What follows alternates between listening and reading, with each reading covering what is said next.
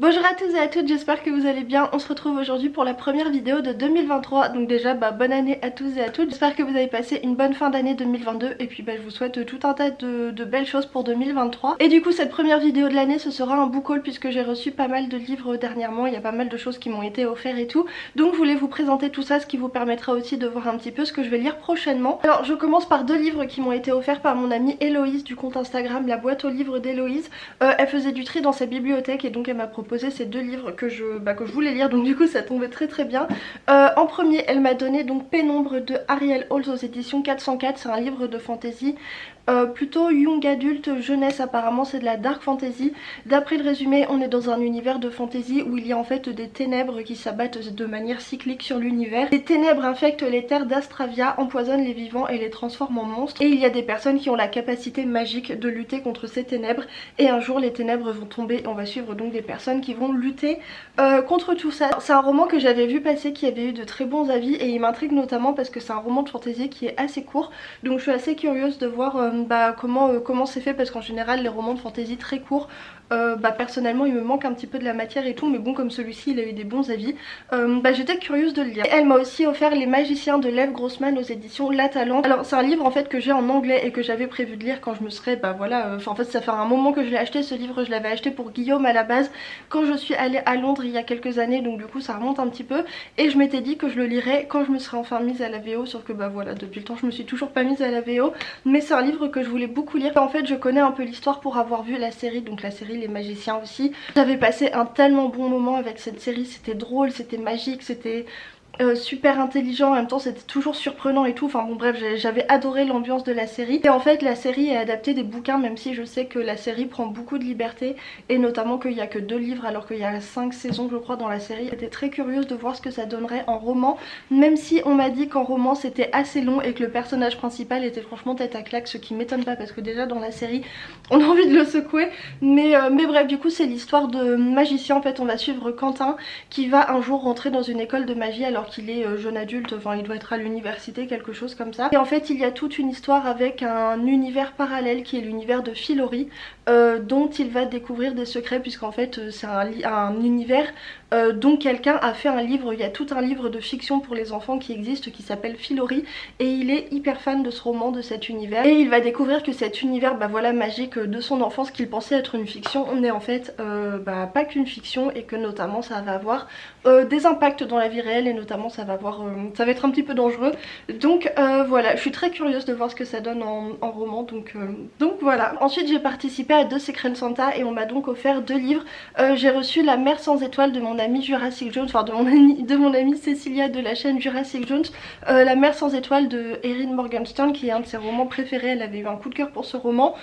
Il était dans ma wishlist, donc c'est celui-ci qu'elle m'a pris. C'est un roman dont à vrai dire je sais pas grand chose. Je sais que c'est très mystérieux, qu'on va suivre un jeune homme qui va en tomber sur un livre un jour à la bibliothèque et qui va être assez perplexe, puisque en fait le livre raconte des éléments de sa vie d'une manière que voilà personne ne devrait connaître. Donc ça va l'intriguer et ça va le jeter sur une espèce de pas de jeu de piste ni d'enquête, mais en tout cas de mystère en mystère. Il va découvrir des choses et c'est un petit peu magique, un petit peu fantastique, et il va donc découvrir La Mer sans étoiles. J'ai aucune idée de ce que c'est, mais ma foi je sais que beaucoup de personnes que je suis l'ont énormément aimé ce roman, donc j'ai très hâte de découvrir ça. Et j'ai aussi reçu de la part de Philly le roman Célestopol d'Emmanuel Chastelière. J'avais adoré l'autre roman de l'auteur qui se passe dans le même univers et qui se passe même dans la même ville, qui s'appelle Célestopol 1922. En fait c'est 2 romans qui se situent sur la ville de Célestopol, qui est une ville qui a été construite sur la lune. C'est un univers uchronique mais qui mélange science-fiction, fantasy, un petit peu fantastique. Et donc elle m'a offert celui-ci qui se situe donc avant Célestopol 1922. Je crois que ce sont aussi des nouvelles, j'en sais rien. Dans tous les cas j'ai très hâte de lire ça puisque j'avais adoré l'ambiance de Célestopol 1922. J'adore cette ambiance sur la lune, le côté steampunk de l'univers, et j'avais adoré la manière de l'auteur de nous raconter ces histoires, donc voilà, j'ai très hâte de lire ça. Alors ensuite je suis passée à la librairie La Talente quand je suis allée à Nantes. Alors je passe souvent par Nantes pour aller voir ma famille puisque ma famille est en Vendée, et à chaque fois que j'y vais la Talente c'est fermé ou alors je reste pas suffisamment longtemps pour pouvoir y aller, mais cette fois enfin enfin j'ai pu passer à la librairie La Talente qui est vraiment une super librairie, donc ça c'est dans le centre de Nantes. Ils ont donc les éditions La Talente et ils ont aussi une librairie spécialisée dans l'imaginaire et dans le polar, et vraiment c'est très très chouette comme librairie, j'ai beaucoup aimé. Alors là c'était juste avant Noël donc il y avait beaucoup de monde et j'avais un tout petit budget, donc du coup j'ai pas pu beaucoup craquer, mais je me suis quand même fait plaisir avec ces deux romans. J'ai donc pris le premier tome de la saga Journal d'un assassin de Martha Wells, donc le premier tome, Défaillance Système. Vous savez, c'est une série de novellas dans laquelle Martha Wells nous fait suivre une intelligence artificielle. Le résumé est très court, du coup je vais vous le lire. Quand un androïde de sécurité met au jour un complot visant à éliminer les clients qu'il est censé protéger, il ne recule ni devant le sabotage ni devant l'assassinat. Il s'interpose même face au danger, quitte à y laisser des morceaux.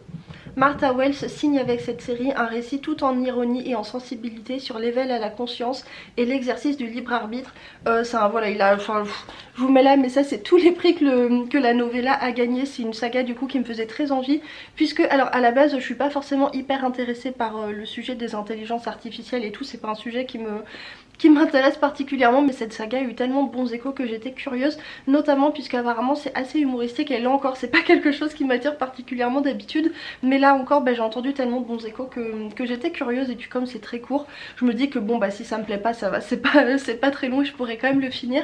Donc voilà ma poche, j'ai pris Pierre de vie de Jo Walton qui est donc un court roman de fantasy. En fait il y a une espèce de particularité spatio-temporelle qui fait qu'en fonction d'où tu te situes, enfin si tu es plus ou moins éloigné du village, le temps ne s'écoule pas de la même manière et la magie est plus ou moins puissante, et on va donc suivre 3 femmes dans cet univers là, mais j'ai aucune idée de ce qui va leur arriver, mais j'ai super hâte de le découvrir puisque c'est Jo Walton, et l'autre roman de l'autrice que j'ai lu qui était Mes vrais enfants avait été un énorme coup de cœur. Et pour finir du coup on attaque les cadeaux de Noël, et je vais commencer avec le livre que Guillaume m'a offert. Il m'a offert donc 6ème du crépuscule de Brandon Sanderson, qui est donc le recueil de nouvelles qui se situe, alors je crois qu'il y a des nouvelles qui se situent dans l'univers des archives de Rochard, mais je suis pas sûre qu'elles soient toutes dans cet univers là, j'en sais rien, toujours est-il que j'ai hyper hâte de le lire. Alors ensuite mon petit frère m'a offert Gideon la 9ème pardon, de Tamsin Muir, que j'ai terminé hier soir et que j'ai vraiment beaucoup aimé. C'était une excellente lecture, c'était très original.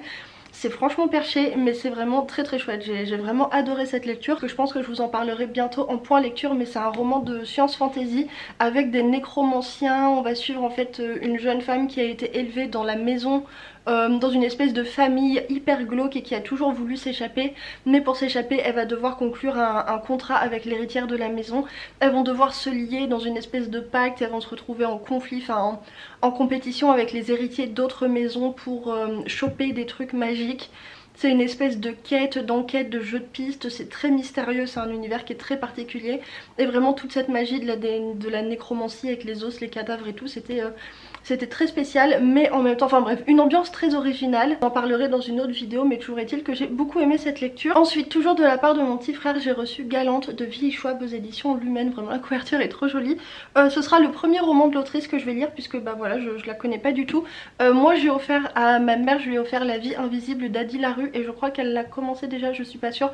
Enfin en tout cas elle va le commencer bientôt, donc bah voilà, j'espère qu'elle m'en donnera bientôt des nouvelles. On va suivre l'histoire du coup d'une jeune fille qui est orpheline, elle a été déposée sur les marches de l'orphelinat avec pour seul souvenir de sa mère un mot qui dit ne t'approche pas de Galante, et en fait un jour quand elle va être adolescente elle va recevoir un mot de sa famille qui lui dit de venir les rejoindre dans leur propriété familiale, donc de Galante, et enfin Galante, je sais pas trop comment ça se prononce, et elle va y aller, sauf qu'elle va assez vite se rendre compte sur place que là encore il y a des choses assez mystérieuses, notamment un mur au fond de la propriété et au vu de la couverture. Je sais pas, j'imagine bien quelque chose genre univers parallèle ou quelque chose comme ça. Donc voilà, là encore j'ai très hâte de le découvrir, et notamment c'est assez court, donc je pense que ça peut se lire assez vite. Ensuite le dernier livre de ce book haul, c'est un cadeau de ma maman qui m'a offert L'Empire d'or de S.A. Chakraborty, qui est donc le dernier tome de la trilogie Daevabad, pour laquelle j'ai eu un gros coup de cœur en 2022, et donc bah, j'ai très hâte de lire ce 3ème tome, même si j'avoue que ça va me faire un petit peu de peine de terminer la trilogie vu que j'avais tellement aimé cette fin. J'aime tellement cet univers et j'aime tellement ces personnages que ça va me faire mal au cœur de les quitter, mais il est énorme le 3ème tome, je vais vous dire combien de pages j'ai fait. Il Il fait 900 pages le dernier tome et il risque de se passer énormément de choses puisqu'on a encore énormément de mystères à résoudre, énormément de choses à régler, donc j'ai hyper hâte de voir tout ça. Donc voilà pour ce book haul, comme vous pouvez le constater, j'ai quand même beaucoup de belles choses à lire pour ce début d'année. Je pense que pas mal de ces livres seront lus prochainement puisque c'est des livres qui me font très envie et que en plus ma pile à lire commençait à avoir besoin d'un petit peu de renouveau. J'ai plus tant de choses que ça finalement dans ma pile à lire, donc je pense que je vais lire ça prochainement, d'autant plus que je me suis fixé un objectif de lire 3 livres, enfin de lire 3 livres, d'autant plus que je me suis fixé comme objectif de lire un livre tous les 3 jours pour le mois de janvier. Je sais pas, j'avais envie de me challenger un petit peu comme ça et c'est pas énorme par rapport à mon rythme de lecture normal, sauf que par rapport à mon rythme de lecture récent des dernières semaines, des derniers mois, va falloir que je me secoue un petit peu, mais c'est pas plus mal puisque j'ai vraiment envie de lire. Voilà, bah du coup ça va être tout pour cette vidéo, j'espère que ça vous a plu. N'hésitez pas à me dire en commentaire si vous aussi vous avez reçu des livres pour Noël. Et puis voilà, bah du coup sur ce je vous souhaite de bonnes lectures, une bonne année 2023 et on se retrouve bientôt pour une nouvelle vidéo qui sera un point lecture, donc voilà, à bientôt.